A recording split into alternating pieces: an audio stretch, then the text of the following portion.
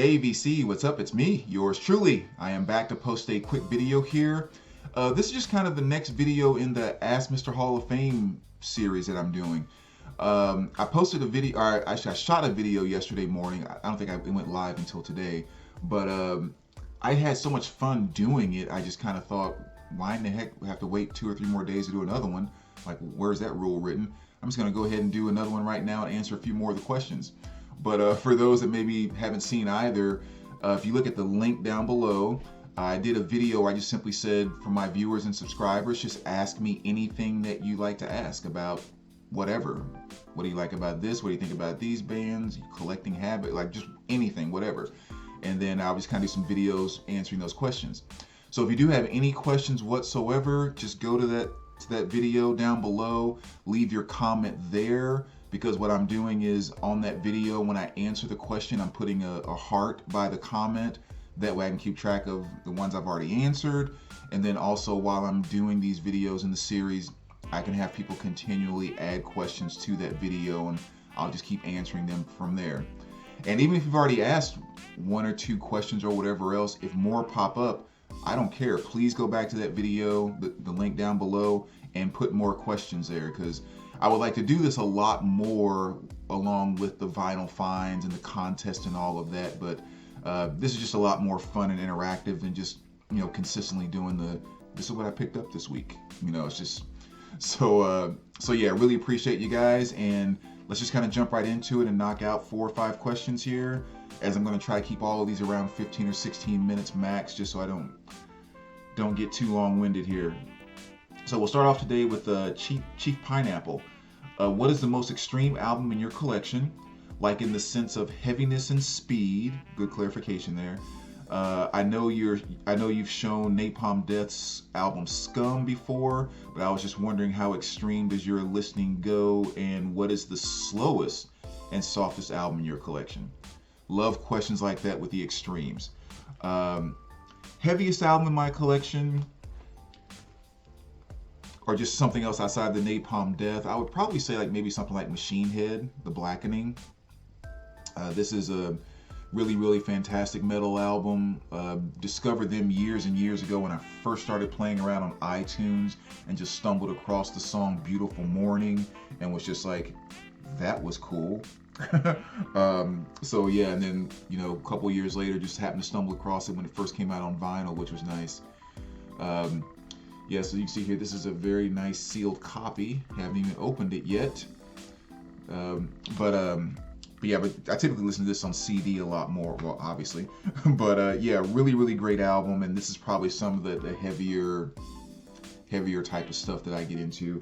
I'm not a gigantic black metal fan or death metal.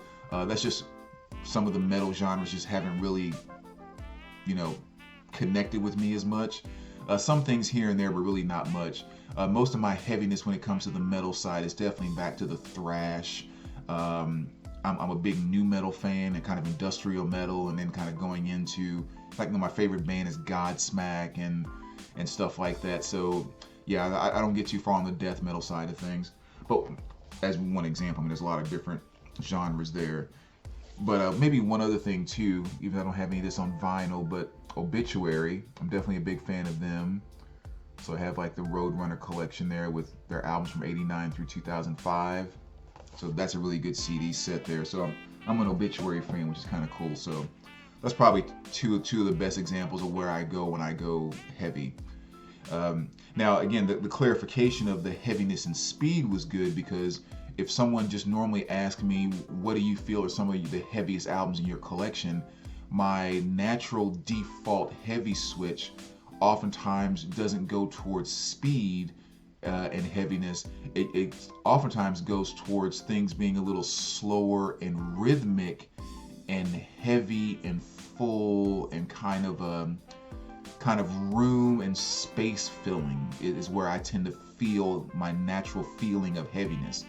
So again, just kind of with no specifications, if someone said, what's one of the heaviest or some of the heaviest albums in your collection, I would say stuff like Stone Temple Pilots' Core.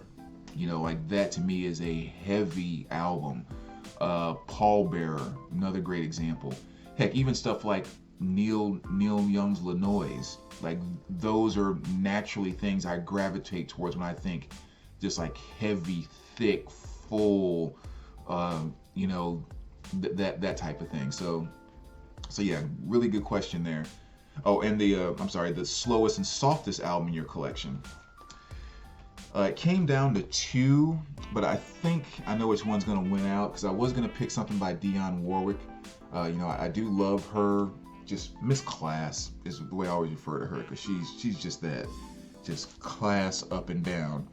Excuse me, but I think even she is a little heavier, or maybe even say more energetic, if you will, than Jewel. So I would probably say I would see this as being one of the softer albums in my collection. Because you know, even with you have stuff like Sade and things like that, which is kind of softer, laid back music, but this album is just kind of so soft that it's just like it's almost one where I say you really have to have a near mint copy of it because it is so soft. And you know, you could probably almost put Willie Nelson's like Redhead Stranger too. I mean that's a pretty soft album too. But overall, yeah, Jewel on this album is just so laid back and so just kind of within her guitar, and with songs like, Foolish Games and You Were Meant for Me, definitely two of the bigger hits off of this, but very, very, very soft album. So I would probably go with that one. Matter of fact, it's so soft, this is a great example of what I was saying in my previous video about OG pressings versus reissues, because I had an OG pressing of this that was a solid VG plus, without question. So I mean, decent shape. But this album being so soft and so quiet, even the slightest ticks or pops or anything with that VG plus rating was just annoying the crap out of me, and I couldn't listen to it. So I got rid of my OG pressing and picked up the reissue because it's just that quiet and that soft.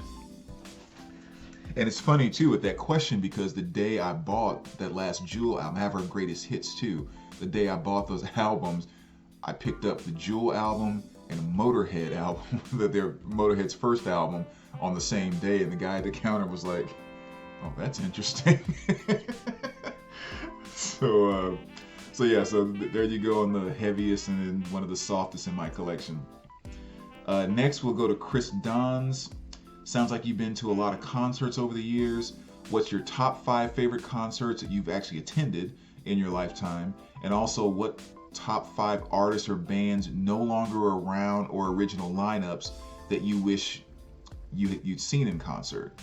Another really good question.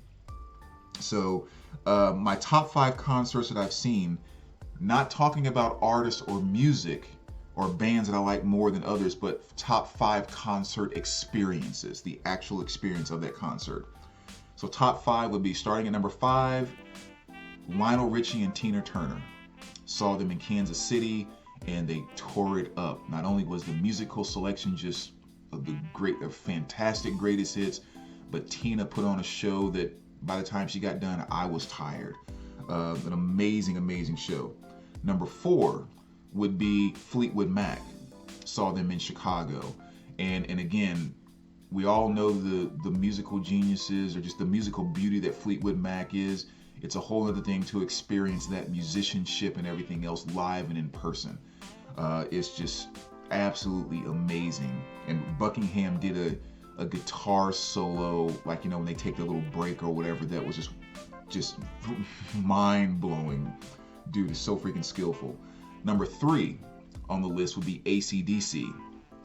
Saw them in St. Louis, and yeah, it's just one of those, the loudest concert I've ever been to, and just one of those, we're not going to overdo this, we're going to come out, we're just going to, rock like crazy, and we'll see you later. And that's exactly what they did. It was amazing. Number 2 on my list, second best concert I've ever attended, even though they're my favorite band, they fell at number 2 on this list. And that was, I've seen Godsmack like 15 or 16 times. I think it was the second time I saw them was when they opened with, this was in Kansas, opened with Shinedown, then Rob Zombie, and then Godsmack came on as a headliner. And I've seen all 3 of them multiple times, and that night was the best performance I've seen from all three of them. So it was just like the perfect show, and like, yeah. So my number one though, best concert experience of all time has to be Motley Crue opening for Kiss. Talk about wow. And the thing that really made that show even more remarkable than just having those two legendary bands, it was more than clear Motley Crue knew who was coming on after them, and they were going to make sure they weren't shown up. And so Motley Crue put on like the headlining type of performances, and of course Kiss came right behind them and did what Kiss does. And from start to finish, that show was just, I mean, there's never been a time when I've left a show where I've been calling multiple people on the phone because I need to tell them about the show right that minute. It has never happened with any other show I've ever attended. That one I just could not shut up about for weeks afterwards. So that's probably my number one. As far as bands no longer around or not with the lineups, Pantera, would love to have seen them in their prime. The Ramones, I would love to have seen early Ramones, like CBGB's Ramones, and Blondie and all the others that were at CBGB's at that time for that matter. But yeah, like the Ramones in those early years at CBGB's. John Coltrane, would love to have seen him in his prime, or even right before he really took off and went solo when he was still with Miles Davis. I mean, that would have been a hell of a 1-2 punch to see with Miles Davis and Coltrane playing together. Led Zeppelin, hard not to want to see them in their prime. And then Hendrix, of course. I mean, it's Jimmy. The one honorable mention I would put on that list, if you had the magic to make that happen, even though I'm not a gigantic fan of the Beatles, if you had the ability to go back and see them in their prime in concert, it would kind of be sinful to not have that experience. But I mean, I'm just not a huge Beatles fan, period. But still, that's kind of one you have to see. So that's my 5 with one little honorable mention thrown in there. So another really good question. Next we go to the one and only, the Vinyl Verse. Says, hey Brandon, happy holidays to you. You as well, my friend. I know you're always rotating stuff in and out of the collection. Do you have a specific time of year you go through your collection to pull stuff to purge? Do you ever feel overwhelmed as a collector? I don't have any specific time of year when it comes to purging or making big changes or whatever the case may be. A lot of the changes that I make in my collection just go with me sitting in my music room one night listening to something or just kind of playing around in my collection, and I just literally get an idea like that of, I think I'm going to do that. Yeah, I think, and then all of a sudden the entire direction of my collecting and everything, or some aspect of me rotating stuff or whatever, just kind of changes. So no set patterns, no anything. It's just as I change as a collector and as a music lover and just kind of where I'm at, I just don't hesitate to make my collection change with me. So no set patterns, and we'll just kind of see what happens. As far as, do you ever feel overwhelmed as a collector? That's a really good question, because I think this is maybe one thing that's not addressed as much, and this is, I think, especially pertains to people who really are just like absolute music lovers and then absolute music collectors that kind of bring both of those things together. The one thing that I've found is there are a number of different areas that I can get overwhelmed when it comes to my collecting, because there are different things that revolve around collecting and being into music. There's figuring out what you want to get, browsing online. There's the digging. There's the purchasing. There's the bringing home and processing. There's the listening to. There's the putting away. There's the going back and listening to. So there's all these steps that really go into being a collector. And what I have found is that you can find yourself in times where only 1 or 2 steps in that whole process are actually overwhelming right now at this moment. Okay? So in other words, I may get to the point where I'm listening to a bunch of stuff and I'm going into my music room almost every night, and I'll get to the point where it's like, it actually feels a little bit like a chore to need to go into my listening room and actually listen to music right now. Even if I kind of want to listen to it, it feels like it takes some effort. To me, that means I'm a little burnt out. I'm going to stop listening to music for a while. And I may go a week where I don't step foot in my music room. The light doesn't come on. I'm not playing any CDs. I'm not streaming anything. I'm spinning no vinyl, just because I may be feeling a little overwhelmed or burnout or whatever. So I can walk away from that. And just because I walk away from that, listening to music for a week or a week and a half, I may still have plenty of excitement about digging. I may still have plenty of excitement about looking at things online. I may still have excitement about processing and cleaning records and stuff like that. I just do not want to listen right now. Or maybe it's listening and everything else. I do not want to dig. This week, I do not want to clean any records. So for me, that's kind of how I deal with whatever piece of the process may start to feel overwhelming.